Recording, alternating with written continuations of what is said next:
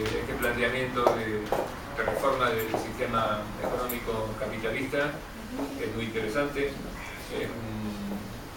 una perspectiva nueva que responde, yo creo que a unas ciertas inquietudes éticas y por supuesto económicas de la sociedad, y tiene a nuestro juicio gran interés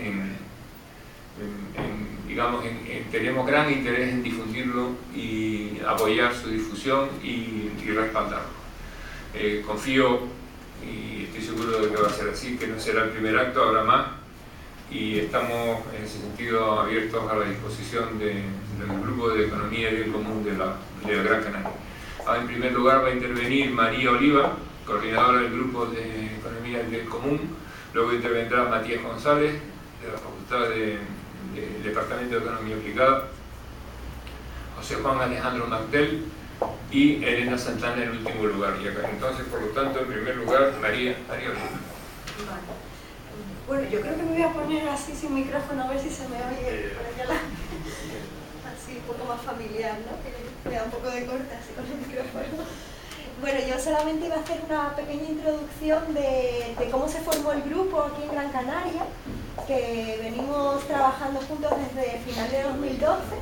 En diciembre hicimos una primera reunioncita así y acudieron bastantes personas, empresas, profesores de la universidad. ¿Quiere micro? ¿Me oye? ¿Le quiere micro? ¿Le doy micro? Yo prefiero sin micro, sí. Gracias. Un micro, ¿eh? ¿Dale el micro? No, no prefiere. ¿No quiere? ¿No quiere? Vale. ¿Va bien? Vamos, por favor. Y entonces, bueno, pues la cosa empezó que, bueno, había un vídeo, bueno, y sigue habiendo un vídeo de Christian Felber, que es la persona que hace las primeras propuestas de este movimiento en Austria, y ese vídeo fue, como dicen ahora, viral, ¿no? Se corrió por todas las redes sociales, un montón de gente lo vio, que les invito a verlo cuando quieran. Y a partir de ahí la gente se empezó a adherir, bueno, salió en varios programas de la televisión, no sé si no sé en cuáles ahora. Y entonces la gente empezó como a escuchar que la economía del bien común pues tenía pues una propuesta interesante. Y la propuesta también lo que hace es que las personas que se entusiasman, como yo, por ejemplo, o todos los que estamos aquí dentro, ¿no? Formen un grupo local para promoverlo, porque es un movimiento que intenta ser de la ciudadanía hacia arriba, ¿no? Tiene tres pilares, que es el pilar social, el pilar económico y el pilar político. Entonces intenta un poco abarcar la estructura social, ¿no? Las personas, el tejido productivo, las empresas, y tocar un poquito la puerta también a la legislación, ¿no? Por municipios, empezando por municipios, por región, por estados, internacional, y así ir escalando, ¿no? Entonces, bueno, pues eso, el grupo se formó y en 2013 tuvimos un montón de actos de difusión, estuvimos en el Club de Prensa Canaria, vino Christian Felber también, estuvo aquí en 2013, en mayo, y estuvo en Santa Lucía, que es un municipio que ha mostrado interés por estar adherido como municipio pionero de la EBC, de la Economía del Bien Común. Y a posteriori, pues ya el segundo año, en 2014, hicimos un poquito de introspección para un poco tener herramientas organizativas, para poder un poco darnos solidez como grupo, para después, ya este año, pues estamos otra vez abriéndonos a que nueva gente participe y obviamente a crear sinergias con otros movimientos, y de eso se trata, ¿no? De poder conectarnos pues con toda la gente que cree que un cambio económico no solo es posible, sino que es necesario, ¿no? Que la encuesta en la que siempre se basa Christian cuando empieza a hablar de esto es que el 80% o 90%, ¿vale? No me acuerdo, ¿os acordáis? ¿El 80 o 90? Bueno, no sé, 82% o 90% de los austriacos en una encuesta dijeron que era necesario, que querían un cambio de la economía. Entonces, 9 de cada 10 quiere este cambio. Creo que hay una encuesta española ahora también que ha salido, pero he perdido el dato, no llegué a tenerlo nunca, fue esto rumor. Y que también hay un 70-80% de personas que quieren un cambio en la economía. Entonces, bueno, Matías os va a explicar la propuesta un poco en sí, un poco reflexionar sobre ella. Y eso, os invito aquí a coger ahora algún material, a apuntaros si os interesa el tema con vuestro email, o ya luego lo pasamos para crear la lista de distribución y que os vayáis enterando de lo que vamos haciendo en el grupo. Y doy paso a Matías. Gracias. Perdona, Matías, solamente decir que yo me enteré de la economía del bien común por leyendo a Adela Cortina, catedrática de ética en El País pues a finales del verano del año pasado, y entonces pues creí haber descubierto el Mediterráneo, y entonces me puse en contacto con Ofelia, le escribí a Christian Felder, me contestó su ayudante diciéndome que estaba en ese momento en Tenerife pasando unos días de vacaciones y que si quería podía venir de inmediato a Las Palmas de Gran Canaria a la económica, pero estábamos en ese momento cerrados todavía. Pero me puse en contacto con la profesora Ofelia Betancourt, que me descubrió de que había venido en mayo del año pasado a Las Palmas, el año pasado, ¿no? Estaba en 2013, y yo lógicamente no me había enterado. O sea que fue una gran satisfacción saber, y luego me entero de que hay un grupo, a través de Carlos Velázquez, un grupo de gente trabajando en esto. Y bueno, ha sido todavía mejor, porque yo pensaba que las cosas estaban empezando todavía desde cero, con lo cual, digamos, es una satisfacción poder tener al grupo hoy aquí con nosotros. Adelante, María, perdona que... Muchas gracias. Y nada, bueno,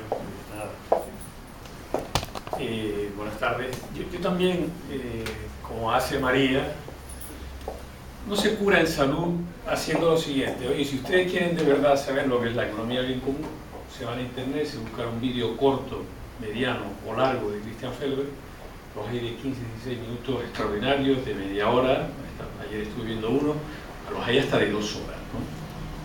Y ahí pueden descubrir los entresijos, los elementos, los detalles, ¿no?, de la propuesta, y también leer el libro de la economía del bien común, ¿no? Esto, si muchos de ustedes ya lo han hecho y algunos que no, les invito encarecidamente a que lo hagan, porque así ya uno se libera de hacer unos comentarios, que es lo que voy a hacer esta tarde, digamos, de contar lo que está mejor contado por él ya en los vídeos y en los libros, ¿no? Y para hablar de 2 cosas que a mí me parece que son importantes también. Una es lo que yo he llamado la condición de necesidad de la economía del bien común.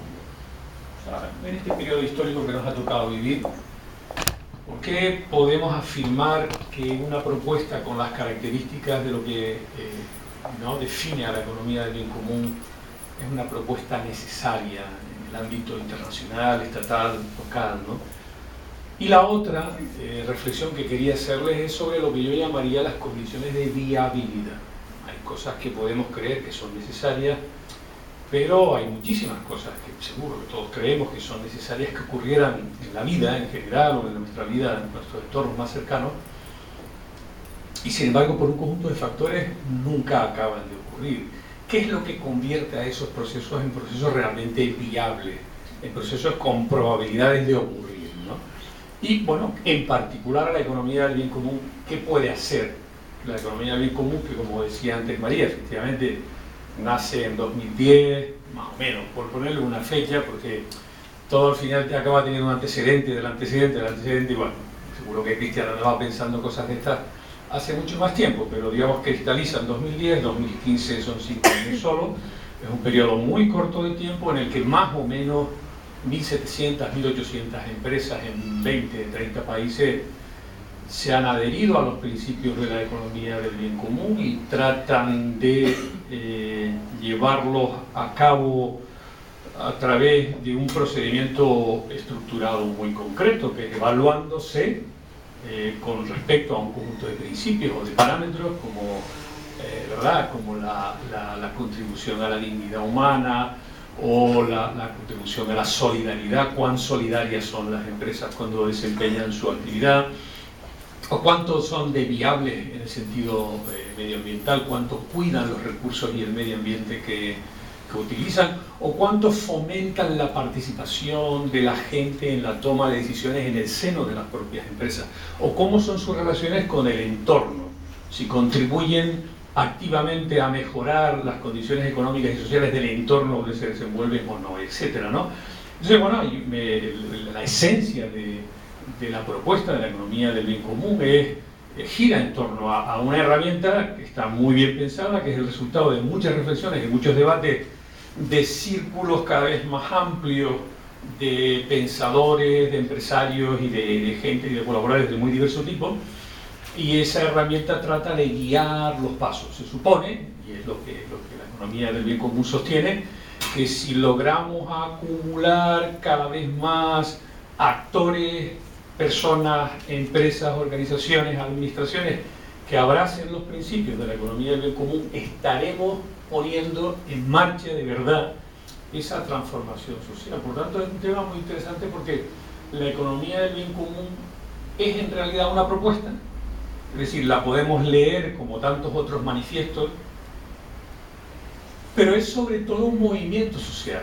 Es decir, lo que le da realmente carta de viabilidad a la economía del bien común es la manera en que articula una acción colectiva de todas las personas y organizaciones convencidas de la necesidad de ese cambio, perfectamente definida y estructurada para hacer posible el cambio si logramos que esa marea, ¿no?, que uno de los términos que está de moda ahora, ¿no?, de personas y de organizaciones en favor de un orden económico más justo, esto vaya creciendo, ¿no? Es interesante porque fíjense lo importante que tiene, la importancia que tiene el hecho de poder lograr crecer en los principios de la economía del bien común, atraer cada vez más personas, más empresas y organizaciones, aún en una situación como la actual, donde ser una empresa de la economía del bien común significa llevar a la práctica un conjunto de principios que muchas veces nos ponen en condiciones de desventaja para competir con las reglas del mercado, con las empresas que en realidad no respetan ninguno de estos principios de la economía del común. Por ejemplo, ¿a quién le resultará más barato producir un balón de plástico que ponga Real Madrid o Barcelona? A una empresa que, por ejemplo, futbolero que, ¿no?, que va con los días, ¿no?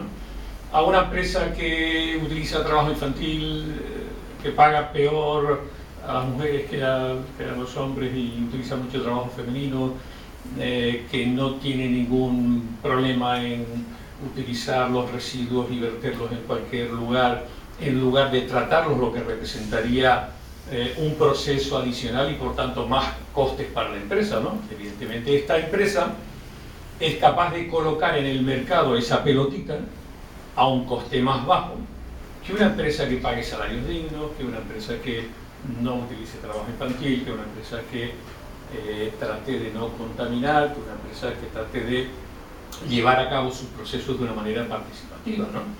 Por tanto, fíjense que la condición de viabilidad de la economía del bien común hasta lograr que una mayoría social se exprese políticamente para que entonces sea el orden económico, legal, el que favorezca el desarrollo de esas empresas que practican los principios de la economía del común, ahí está el gran problema. Cómo transitar, cómo llevar a cabo esa travesía sin perdernos, bueno, en lo que, oye,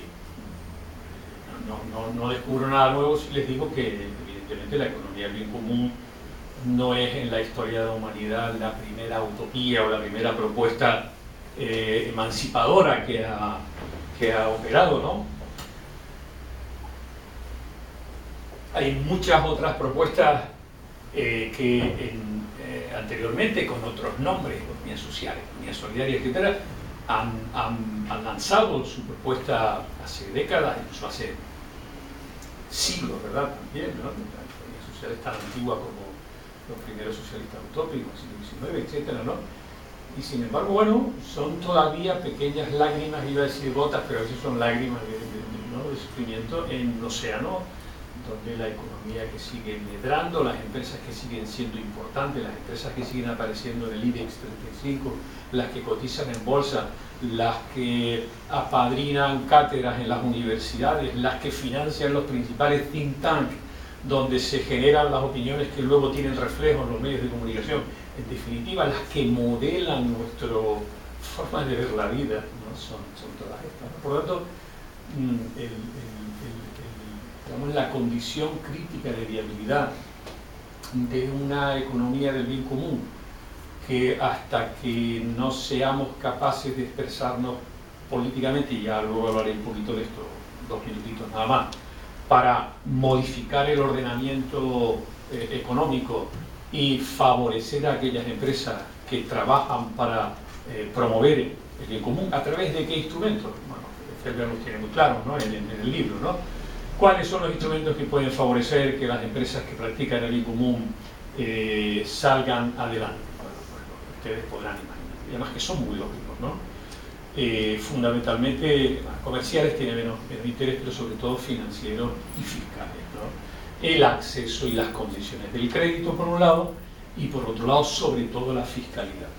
Me detendré unos minutos a hablar de este tema porque este tema es muy interesante, ¿no? Todo el mundo paga impuestos, bueno, casi todo el mundo paga impuestos los trabajadores pagan impuestos, no pagan pocos impuestos, por cierto, las empresas del IBEX 35, ¿no? Pero no solo por lo que ganamos, sino también cuando consumimos, ¿no? Pagamos impuestos indirectos, ¿no? Fíjense que las empresas, este tema es interesante, ¿eh? Las empresas que son capaces en la sociedad actual de producir con menos coste, porque asumen menos responsabilidad social y ambiental, que gracias a eso influyen en las legislaciones y gracias a que acaban expulsando a otras empresas y por tanto haciéndose grandes y poderosas, pueden irse desde a paraísos fiscales a convencer al ministro de Hacienda de turno que una determinada reforma fiscal que les perjudica no se haga y que otra que les beneficia sí se haga, ¿no? Esas empresas son en definitiva las que tienen más oportunidades de ser viables, pero además son las que le infringen más costes a la sociedad. Una empresa que sobreexplota genera situaciones de estrés, genera situaciones de, posiblemente de pérdida de salud de las personas. Una empresa que contamina, o bien si nos contamina los ríos y los mares, o bien tendremos activos ambientales contaminados que tienen menos valor económico para la sociedad. Imagínate, un mar contaminado para una actividad turística. ¿Quién se bañaría en un mar contaminado, no? El activo tiene menos valor. O si la sociedad se dedica a descontaminar, pues también tendrá que invertir unos recursos que no podrá dedicar, pues, a la educación, a sanidad o a atender a las personas con discapacidad. Por tanto, esas empresas, las empresas que medran, son además las empresas que le infringen más costes a la sociedad. En la situación actual son las que además pagan menos impuestos, ¿no? Así que en esto hay poca discusión al respecto. Si le preguntamos a Montoro, estaría por ahí diciendo, sí, es verdad, soy responsable de ello, pero sí, ¿no? ¿Cuál sería el cambio de orden que propone la economía del bien común, ¿no? Claro, que las empresas paguen impuestos en función inversa a su contribución al bien común.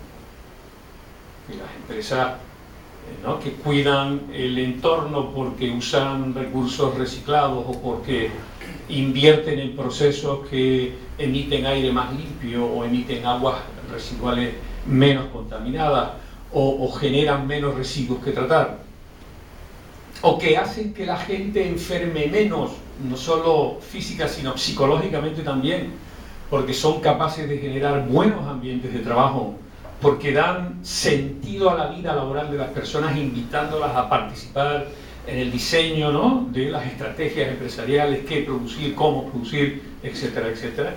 Esas empresas paguen menos impuestos. Claro, ¿qué efecto corrector? Y por supuesto que paguen más impuestos a aquellas empresas que infringen más costes sociales y ambientales a la sociedad. ¿Qué efectos tendría esto? Claro, unos efectos muy interesantes, ¿no? Haría que los productos de las empresas que contribuyen al bien común tuvieran un coste puestas en el mercado menor y las otras mayor. En definitiva, invertiríamos los términos. Hoy las que compiten mejor son las que respetan menos los derechos sociales y ambientales. Cambiaríamos esa cuestión, ¿no? Es un tema crucial, junto con algunas otras 3 o 4 cosas que propone Christian Felber, como una reforma en profundidad del sistema financiero para que los bancos vuelvan a ser lo que fueron y lo que nunca debieron dejar de ser, que es simples intermediarios entre quienes tienen capacidad de ahorro y quienes necesitan financiación para llevar a cabo proyectos empresariales que contribuyen a crear valor social. Y se acabó los bancos que dedican sus recursos a especular con alimentos, con materias primas, o con eso, ¿no? Eso estaría simple y llanamente prohibido. Hay un tema también muy interesante, que es el control del tamaño de las empresas. Esto es uno de los temas interesantes, porque cuando esto se lo dice uno a un economista, dice, hombre, pero ¿cómo vas a prohibir esas cosas? ¿No? Y a veces no nos damos cuenta de que la restricción a la libertad es hoy mucho más frecuente de lo que creemos. Pensemos, por ejemplo, en los medios de comunicación, ¿no? Mucha gente pensará que vivimos en un país donde existe libertad de prensa, ¿no? A ver, si somos un poco más precisos en el análisis, observaremos que los grandes grupos mediáticos tienen unos patrones que son muy contados, 2 o 3, y que toda la información está pasada por el filtro de los intereses de esos grupos. Por ejemplo, en algunos ámbitos no se puede decir ciertas cosas sobre la situación del mercado de la electricidad y de las eléctricas en este país. En otros ámbitos no se puede decir sobre el sistema financiero, etcétera, porque sabes que no se va a publicar. O sea que esto no es cierto que... Y en definitiva, lo que sostiene Christian Felber, como buen liberal que es y que se reclama a sí mismo, pero liberal de verdad, es que si queremos que exista un ordenamiento social y político con libertad para todos, tenemos que hacer inviable que corporaciones alcancen tal tamaño y tal poder que puedan utilizarlo para cercenar las libertades de los demás individuos y de las demás organizaciones. Y esto es claro. Por lo tanto, todo el cuento de la necesidad que tienen las economías de tener grandes organizaciones financieras o completamente falso. Si una economía puede sobrevivir muy bien con instituciones financieras pequeñas y medianas que funcionen muy bien, acabo de estar en un acto, por ejemplo, con la gente de Caja 7, que tampoco lo voy a poner ahora como ejemplo, pero bueno, me explicaba el director general cómo durante estos años al parecer es la única institución financiera canaria que queda. Yo estoy hablando, cuidado, no estoy haciendo un panegírico ahora porque acabo de tener esta información, ¿no? Pero decía, bueno, ¿y cuál era la clave? La clave era que conocemos el tejido, estamos enraizados y cuando sabemos que alguien que tiene un proyecto empresarial interesante está en dificultades, no aparece un individuo ahí en Madrid o en cualquier capital europea con esos de corazón frío que te dice no, porque no. Un tipo se acerca a él, ve, le escucha el proyecto de reforma que tiene la empresa y las posibilidades que tiene, y si puede le ayuda y está cerca de él. Esa es en realidad la función, debería ser la función del sistema financiero. ¿Y quién está haciendo eso ahora en Canarias? Lo hacen las pequeñas instituciones financieras o instituciones que no tienen que ser las grandes instituciones, claro, mírenlo, sistémicas, nada más, ya se han inventado el nombre. ¿Qué quiere decir? Que no pueden fracasar, porque si fracasan, ¿no?, se cae todo lo demás, son tan grandes que no pueden fallar, que no pueden fracasar, ¿no? Eso hay que les convierte en grandes condicionadores de las políticas públicas. ¿Qué es lo que está pasando en la actualidad? Y esto es una de las cosas que tiene mucho que ver con el primer aspecto que decía de la condición de necesidad de la economía del bien común. Mucha gente que puede estar pensando, claro, la economía del bien común aparece en 2010, ya en plena crisis, estamos en 2015, todavía en crisis, ¿no? Bueno, en fin, para algunos ya saliendo de ella, Y bueno, esto en realidad tendría condiciones para crecer en un contexto distinto del actual al respecto. Me parece fundamental, y yo propondría también a los colegas, ya voy cortando, a los colegas de la economía, 3 minutos, de la economía del bien común. Hay mucha literatura por ahí muy interesante. Recomiendo muchísimo el libro que hace un año dio una campanada a nivel global, el de Piketty sobre el capital del siglo XXI, donde demuestra que la constante histórica en el desarrollo del capitalismo, excepto el periodo 1918-1948, que por cierto fue el que explicó, el que estudió un gran economista, se llama Kuhn, por el cual le dieron el premio Nobel en el 55, donde decía, no se preocupen, el crecimiento económico por sí mismo genera reducción de las desigualdades. Y lo que demuestra Piketty, estudiando no 30 años, sino 2 siglos para 20 economías, es que esto no es cierto. Lo que estudia Kuhn, que claro, imagínense en 1955, en medio de la Guerra Fría, qué bien venía que un gran economista dijera que el capitalismo no necesitaba correcciones redistributivas porque el propio crecimiento generaba por sí mismo, el mecanismo que le explicaba, una distribución cada vez más igual o igualitaria de la renta. Piketty demuestra que no es así, que sobre todo en el capitalismo financiero a partir de los años 80 del siglo pasado, el crecimiento de la participación del capital en el ingreso nacional es cada vez mayor, que esta tendencia no tiene en el horizonte mecanismos que la vayan a frenar, y que además las políticas que dijeron que venían de la crisis, que había que salvar primero a los bancos y que para salvar a los bancos había que recortar políticas sociales, no han venido solamente para la crisis, han venido para quedarse, y son las políticas que se están afianzando ahora en el ámbito de la Unión Europea con el liderazgo del gobierno alemán claramente, y con la subordinación reciente también del gobierno francés, que es que esas políticas van a seguir teniendo continuidad y las desigualdades van a profundizarse a menos que seamos capaces de hacer otra cosa. Termino. El debate de la viabilidad de la economía del bien común es un debate que tiene mucho que ver con el debate de la cultura, de las ideas. Si somos capaces de difundir ideas y valores sociales y discutir las ideas dominantes, ¿no? Una de ellas sobre cómo medimos el éxito de las economías, ¿no? Ahora, cuando venía del programa de este radio, una de las cosas que tuve la oportunidad de decirles allí es que cuidado con endiosar a indicadores como el Producto Interior Bruto, ¿no? El Producto Interior Bruto es posiblemente el indicador más criticado que hay en este momento, ¿no? La Unión Europea tiene una comisión para revisar la utilización del PIB, la OCDE tiene otra, poco sospechosos de radicales, ¿no? Y quizá la gente que ha tenido más influencia en este tema son 2 premios Nobel, Amartya Sen y Stiglitz, que por encargo del gobierno francés hicieron un estudio también sobre una crítica del PIB y un estudio sobre qué batería de indicadores podía sustituir al Producto Interior Bruto, ¿no? Lo que quiero decirles es que en los tiempos que corren el Producto Interior Bruto está creciendo al mismo tiempo que el 50% más pobre de la sociedad tiene cada vez más dificultades para resolver sus necesidades porque A, las tasas de desempleo son altas, B, los salarios en ese segmento caen, C, los servicios públicos que satisfacen necesidades fundamentales también han caído como consecuencia de esos recortes. En definitiva, el PIB puede crecer al mismo tiempo que gracias a las desigualdades la mayoría de la población puede seguir viviendo peor.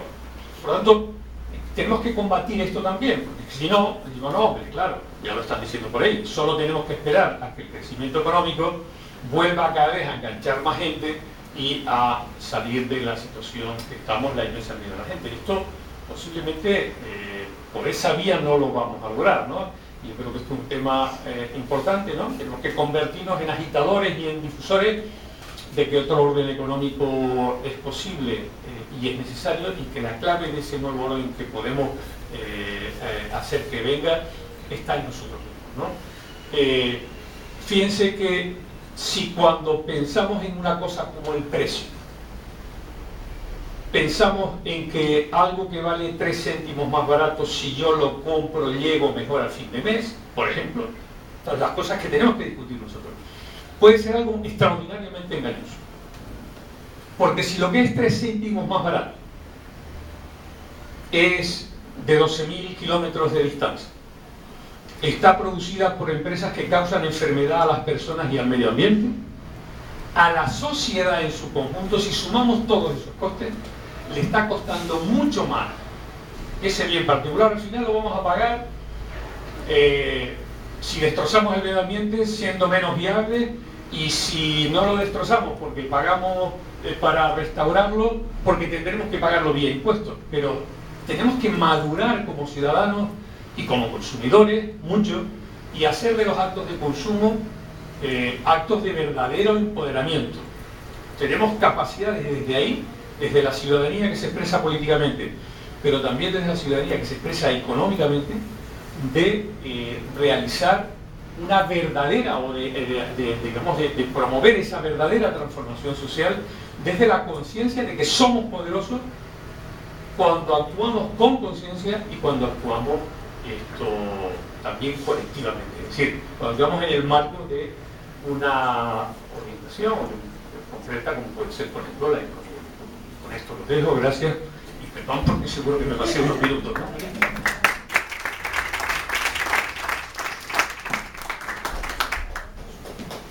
José Juan Alejandro Martel, gerente del Hotel Avenida de Canarias, empresa de vida Economía del Bien Común.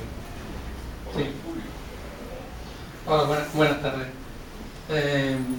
Puede sonar un poquito elevado todo esto que nos está comentando Matías, y realmente es realizable. Yo he venido aquí esta tarde para comentarles mi experiencia personal con la economía del bien común. Obviamente es muy loable que pensemos en la posibilidad de tener dos balances, no solamente mi balance financiero, sino mi balance de economía del bien común, que también hacemos un balance, y ese balance está puntuado de una forma más o menos científica. Ponderamos científicamente cómo de éticos, cómo de ecológicos somos, y queda muy bien eso de decir, bueno, tenemos un balance de economía y bien común. No solamente me busques mi éxito por mi balance financiero, el que presentamos en el registro mercantil, el que yo presento a mis bancos y demás, pero realmente es posible, es viable actualmente. Nosotros, yo realmente, antes lo comentaba por aquí en Petit Comité, que realmente no lo busqué, no busqué meterme en la economía del bien común, tampoco lo evité. Creo que fue una consecuencia lógica. Era, digamos, mi evolución natural quizás. Me encontraba un poco incómodo, pues siendo partícipe de que mi proveedor financiero principal, pues, estuviese metido en unos tinglado un poco extraño. Ahora oía en la radio que la policía en este momento está registrando la casa de Rato.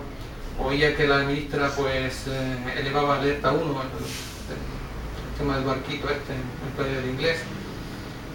Y sentirme partícipe de eso, de ese tipo digamos, de sociedad, pues me sentía incómodo.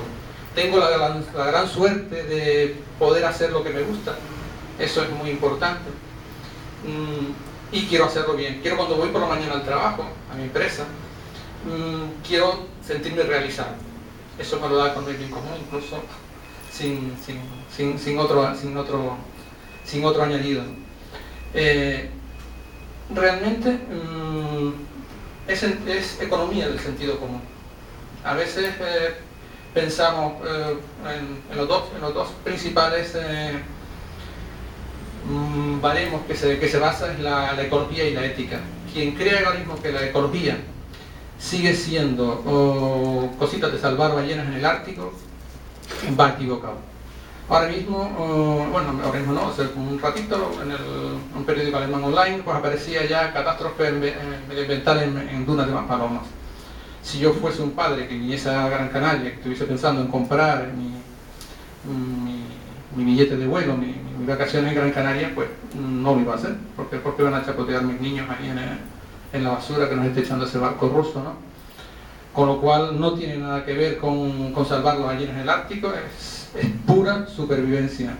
Tenemos 4 o 5 metros cuadrados de playa Esa es nuestra principal base. Llevo 25 años en el turismo y por mucho que digamos y que nos llenemos la boca a veces de turismo alternativo, los clientes vienen a Gran Canaria por las playitas y por el buen tiempo. Si no le damos eso, mal vamos. Y son 4 metros, es decir, no es para volverse loco. Si los metros cuadrados que ocupan las dos playas principales, eso es poquísimo. Mantenerlas medianamente limpias no sería no es tanta locura. A nivel de empresa, yendo un poquito a lo más concreto, antes se nombraba a Caja 7 como proveedor, es mi proveedor financiero también, es importante. Cuando hablaba antes de que no me gustaban esos, pues encontré, por ejemplo, una cosa que no sé, la economía es bien común, que tenemos que buscar proveedores locales. Caja 7, proveedor, capital local, tiene una política social muy importante. No ha desahuciado, incluso antes de la crisis, jamás ha ejecutado una hipoteca de primera vivienda. Para mí ese proveedor me daba más garantía porque me sentía más cómodo con él. Simplemente cuando yo iba, me sentía más cómodo. Si me siento más cómodo, pues voy más contento al trabajo. Ese es uno de mis proveedores, pero en este caso también a la banca ética, Triodos, por ejemplo. Ese tipo de pequeños cambios que yo he ido haciendo en mi empresa no son complicados. Supongo que cuando yo le dije a Santander o a Bankia que me iba, pues ni se enteraron. Mi empresa no llega a facturar 1 millón de euros al año, con lo cual pues, tampoco les va a preocupar y probablemente ni lo notaron en su balance, ¿no? Pero yo sí lo noté en el mío, porque mis gastos financieros descendieron. Fue muy curioso. Otra de las cosas que me tenía muy preocupado a mí era el tema del que no podía hacer presupuestos por el tema es muy importante en el caso de la hostelería calcular el coste por cliente. Estamos todos los días obsesionados con eso. ¿Cuánto me gasta de agua? ¿Cuánto me gasta de toalla? ¿Cuánto me gasta de...? Les puede sonar raro, pero es que los hoteleros lo hacemos así y además encima nos divierte eso. ¿Cuánto nos gasta de electricidad un cliente de media y cositas así?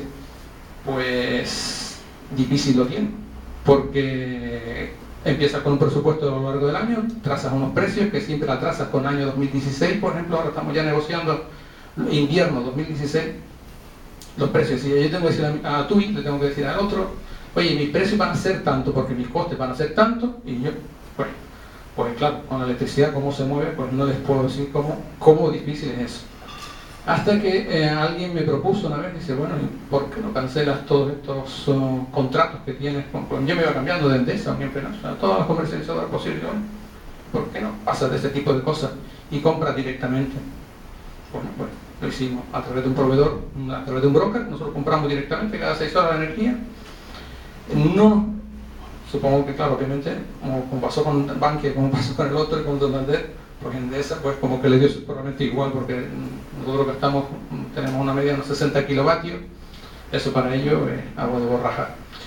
Pero yo me sentí mucho mejor de no contribuir a esa especie de oligarquía financiera energética que hay, que además da muy mal rollo.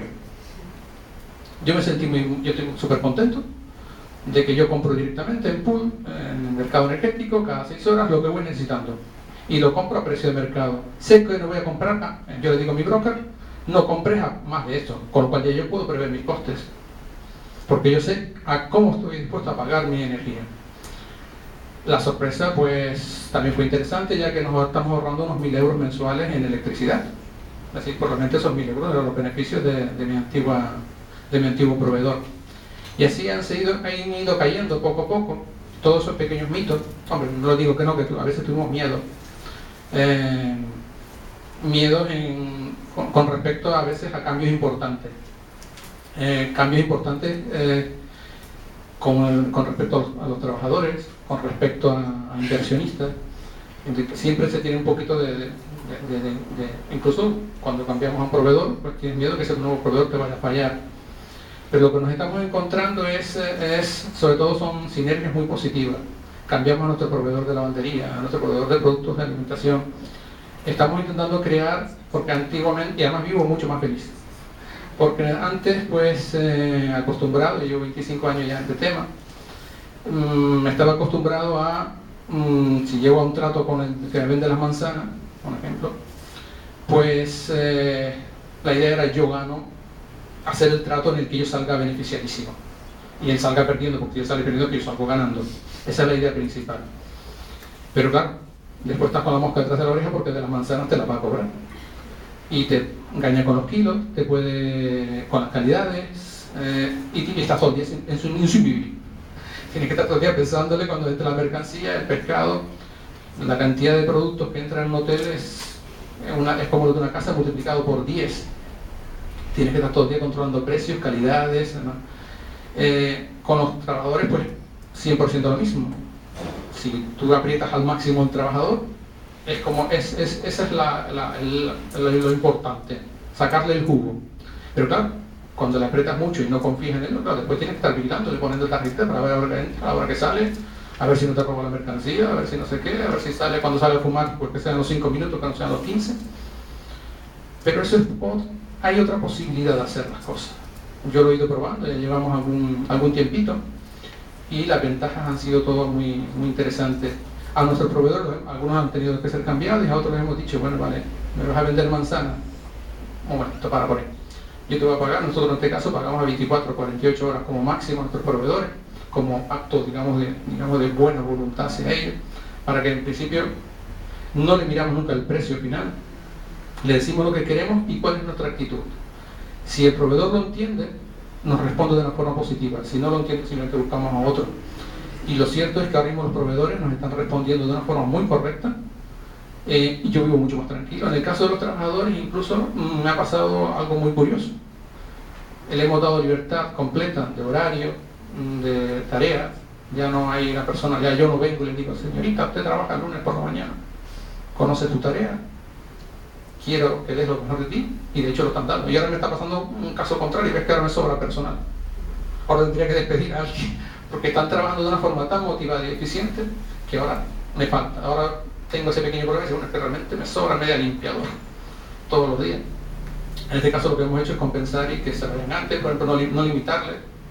Si alguien tiene hacer que su vida familiar y laboral sea compatible. No son locuras, porque a veces cuando vimos a personas tan eminentes como a Matías y nos dicen estas palabras tan elevadas, y eso es realizable, bueno, yo lo estoy practicando en mi empresa, y de repente me estoy encontrando con muy buena aceptación. No siempre se puede ir a una máxima velocidad, obviamente cuando se acercan las empresas a mí me dicen, ¿cómo tengo que hacerlo? Normalmente pues digo, despacito y convencido.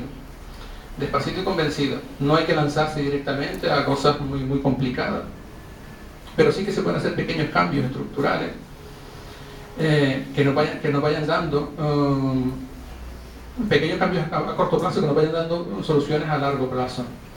En cuanto a la ética, sinceramente, a todos nos gustaría tener una buena relación con nuestros clientes. Una de las cosas que nosotros estamos viendo es que a veces cuando tratamos de forma ética a nuestros clientes nos responden de una forma ética también.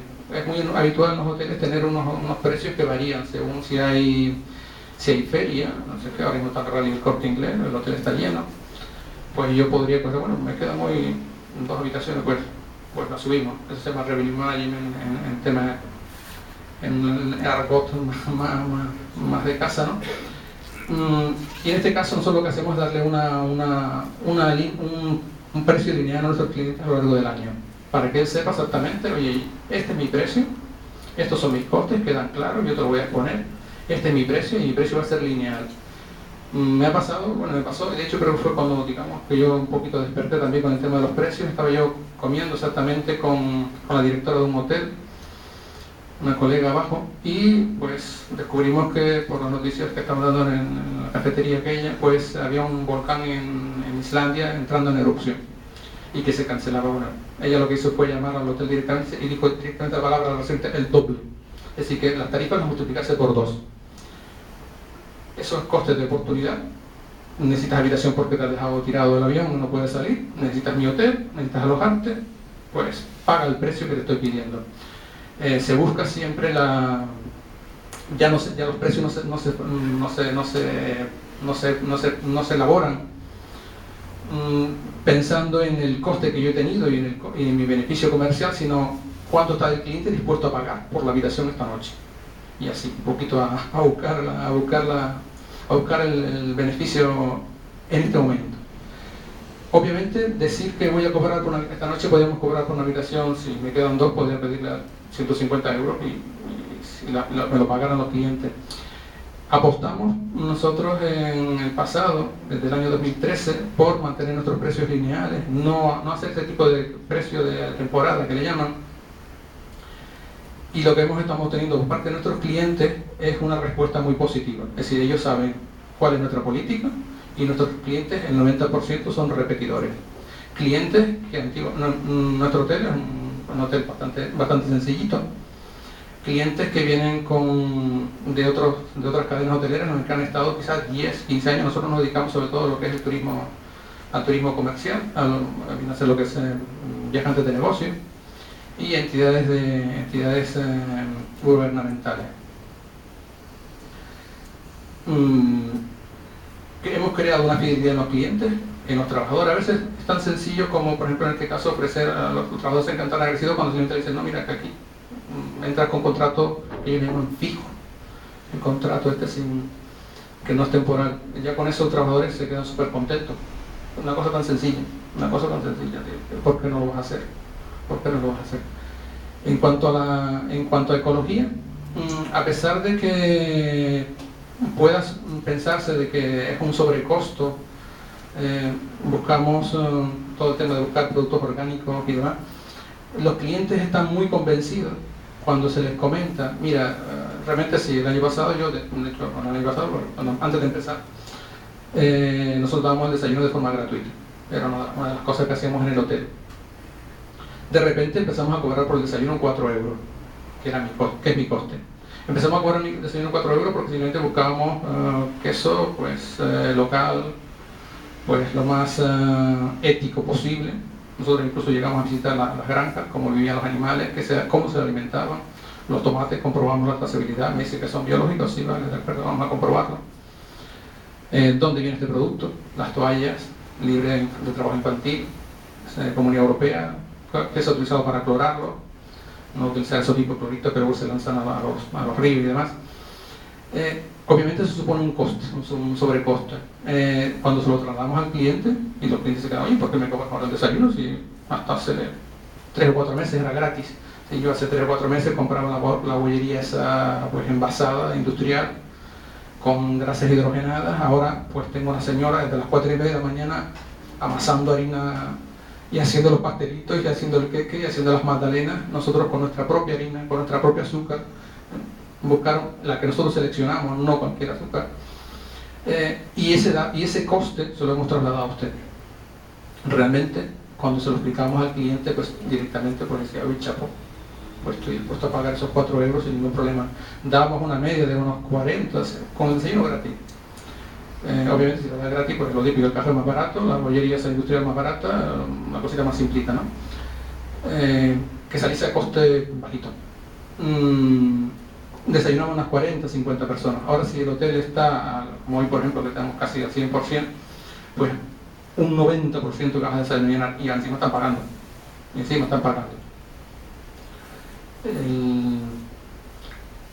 Otra de las cosas que hacemos, uno de los cambios importantes, que son cambios también, por eso hablamos de la gente que fuese despacito, cuando me preguntan otros hoteles o restaurantes, me dicen, bueno, en este caso el cambio del agua caliente sanitaria, por ejemplo, que lo tomamos de las placas solares, no sé cómo se llama técnicamente esos cacharros. Obviamente, cuando no hay sol, hace poco teníamos unos 3 o 4 días nublados, incluso abajo en la zona en que hay más sol que aquí en Las Palmas, teníamos 3 o 4 días nublados y el agua pues, está fresquito. Pues nada, le tenemos un vídeo al cliente, ¿no? Y luego ya llevamos con estas placas ya instaladas desde el año 2000, principio de 2013, así que ya llevan 2 años funcionando. Por supuesto mantenemos aún nuestra caldera diésel ahí guardadita, porque la tenemos que, aparte que por normativa tenemos que hacer un choque de calor, un choque térmico por el tema de la legionela y demás. Pero en este caso tenemos unos vídeos a los clientes en que dice, bueno, vale, si está el agua fresquita, pues seguro que es porque el sol está calentando bien. Creo que lo ponemos en inglés como así como el global heating is not so cool, que el calentamiento global no es tan guay, por el tema del juego de palabras, el cool este. Si usted quiere Si por la mañana cuando te va a duchar, y claro, ha pasado toda la noche, ayer nublado, hoy toda la noche gastándose agua, pues el agua te cae a lo mejor a 37, 38 grados, que la sientes un poco complicadilla. Pero es muy sencillo, llama a esta recepción y en un minuto le podemos dar agua caliente sin ningún problema. Es un botón, además encima a través de software. Le damos al botoncito, arranca la caldera diésel y en menos de, diría que 5 minutos, tenemos agua a 45 grados en las habitaciones. Díganos si quiere que apriete el botoncito. Y lo hemos hecho, yo siempre lo repito, lo hemos hecho hasta la saciedad. Cuando el cliente se acerca a la recepción, oye, el agua está un poco tibia esta mañana, está. Sí, estaba tibia por esto, pero ningún problema. Le damos al botón. Ningún cliente me ha dicho que le da el botón, de momento. Ningún cliente. Hombre, para mí no es por tanto, porque realmente el gasoil es bastante eficiente en este sentido para como energía calorífica, y con un euro probablemente yo calentaría el agua que necesitaba ese cliente, probablemente, si no tanto por, aunque yo le digo que es por economía y por ecología, realmente tampoco es un coste tan económico, el hotel no se va a arruinar por encender la caldera un rato, ni casualidad. Pero es cierto que el cliente lo está apreciando, yo lo estoy viendo. Mi cliente está siendo repetidor. Es el valor añadido que estamos obteniendo con la economía del bien común. Aparte del mío personal, mi valor añadido de poder venir a trabajar con ganas por la mañana, porque los empleados no están mirándome con mala cara, porque los clientes no se sienten estafados, porque los proveedores no están mirando, ¿cuándo vas a pagarme el pan que no has pagado? Es decir, aparte del buen ambiente que tengo en mi pequeño mundito, ¿no? Mi pequeña burbujita, de clientes satisfechos. Los clientes se acercan, charlan conmigo, oye, ¿y esto? ¿Y esto? ¿Y yo? Porque aparte que encima son casi todos empresarios y les interesa mucho todo. Cuando les pongo los cartelitos, cuando les decimos que, por ejemplo, ahora estamos probando, en este caso estamos ahora con una campaña contra, campaña a favor del azúcar moreno y del arroz integral. Estamos hablando de eliminar venenos blancos, ¿no? Poco así, sin tampoco comerle coco a mucha gente, pero sí intentamos, digamos, meterles un poquito del gusanillo en la mente, ¿no? De que otra alimentación es posible, ya que comen con nosotros, porque se impregnen de nuestra propia, de nuestra rareza, ¿no? De que otra comida es posible, otro alojamiento es posible y otra forma de ver la economía es posible. Ellos se acercan y nos preguntan, ¿y esto? ¿Y por qué? ¿Y por qué ha cambiado? ¿Y por qué? Y es muy gratificante, es muy gratificante. Económicamente, en un principio nos supuso un pequeño coste. Obviamente, intentar comprar productos biológicos todavía aquí en Gran Canaria es bastante costoso. Pero bueno, lo podemos salvar en el caso ese, por lo menos comprar productos locales. Si yo no me puedo permitir los tomates ecológicos, orgánicos, como le llaman ahora, pero quizás podría por lo menos comprar tomate de aquí.